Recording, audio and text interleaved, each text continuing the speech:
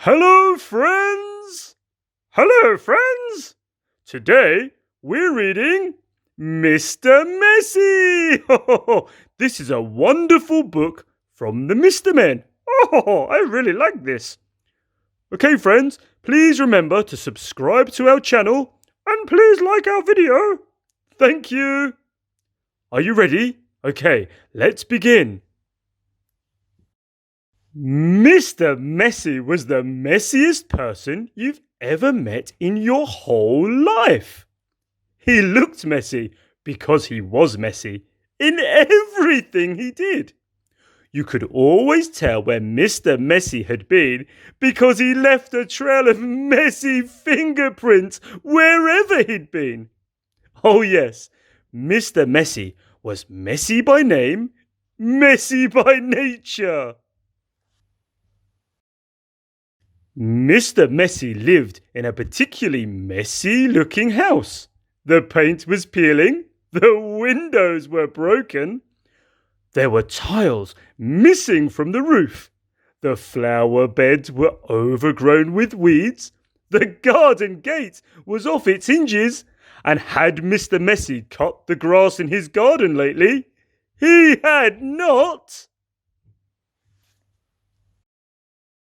One morning, Mr. Messy woke up in his messy bed, yawned, stretched, got up, cleaned his teeth, leaving the top off of the toothpaste, had his breakfast, spilling cornflakes all over the floor, and then set out for a walk, tripping over a brush he'd left lying in the garden 2 weeks before. There was a wood behind Mr. Messy's messy house with the messy garden, and that's where he went for his walk. It was a particularly large wood with lots and lots of trees, and it took Mr. Messy a long time to walk through it. But he didn't really mind because he felt like walking that morning. And so he walked and walked right through the wood until he came to the other side. And do you know what he found on the other side of the wood? Mr. Messy found the neatest, prettiest looking little cottage that he had ever seen. It had a lovely little garden with a stream running through the middle of it.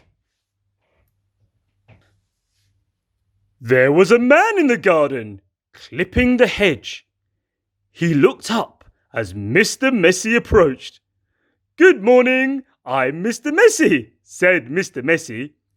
"I can see that," replied the man, looking him up and down. "I'm Mr. Tidy." "And I'm Mr. Neat," said another man, appearing out of the house. "Tidy and neat," said Mr. Tidy. "Neat and tidy," said Mr. Neat. "We're in business together," explained Mr. Tidy, "and the people who own this house have asked us to do some work for them." "What sort of work?" asked Mr. Messy. "Oh, we make things nice and neat," said Mr. Neat. "Tidy things up," added Mr. Tidy. "Perhaps we could come along and do some work for you," said Mr. Neat, looking at Mr. Messy, who was looking even messier than usual that particular morning. "But I don't want things neat and tidy," said Mr. Messy, looking downright miserable at the thought of it. "Nonsense," said Mr. Tidy. "Fiddlesticks," said Mr. Neat. "But," said Mr. Messy. "Come along," said Mr. Neat. "Off we go," said Mr. Tidy. But, said Mr. Messy. "But nothing," said Mr. Neat, and, bundling him into their van, which was parked behind the house, off they went to Mr. Messy's house at the other side of the wood. Good heavens, said Mr. Neat when he saw where Mr. Messy lived. Good gracious, added Mr. Tidy. This is the messiest house I have ever seen in all my born days, they both said together at the same time. Better do something about it, said Mr. Neat, and before Mr. Messy could open his mouth, the two of them were rushing here and there about Mr. Messy's house. Mr. Neat hoed and mowed and pruned and snipped and clipped and cleared and dug and made the garden look neater than it had ever looked before. Mr. Tidy cleaned and primed and rubbed and painted and mended and made the outside of Mr. Messy's house look tidier than it had ever looked before. Then they both went inside the house. Good heavens, said Mr. Neat for the second time that morning. Good gracious, said Mr. Tidy for the second time that morning. And then they both set about cleaning the house from top to bottom. They brushed and swept and polished and scrubbed and made the inside of the house look neater and tidier than it had ever looked before. There we are, said Mr. Tidy. All finished, said Mr. Neat. Tidy and neat, said Mr. Tidy. Neat and tidy, said Mr. Neat. Mr. Messy just didn't know what to say. Then they both looked at Mr. Messy. Are you thinking what I'm thinking? Mr. Neat said to Mr. Tidy. Precisely, replied Mr. Tidy. What we're both thinking, they said together to Mr. Messy, is that you look much too messy to live in a neat and tidy house like this. But, said Mr. Messy.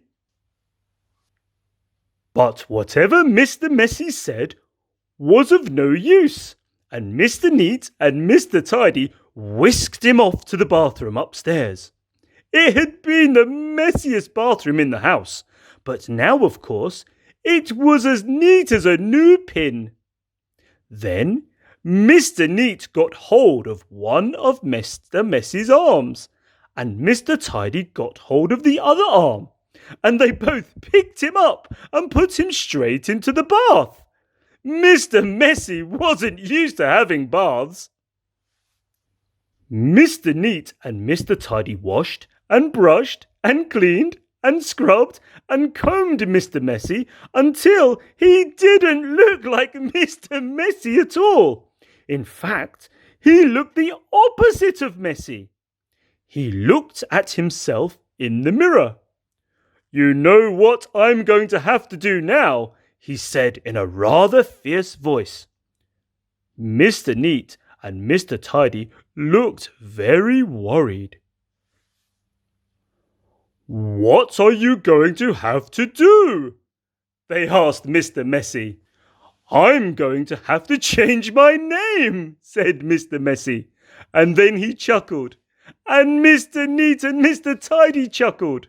And then Mr. Messy laughed. And Mr. Neat and Mr. Tidy laughed. And then they all laughed together and became the best of friends. And that really is the end of the story, except to say that if you're a messy sort of person, you might have a visit from two people.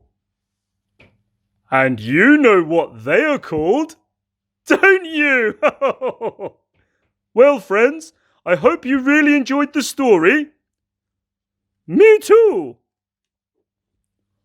And me.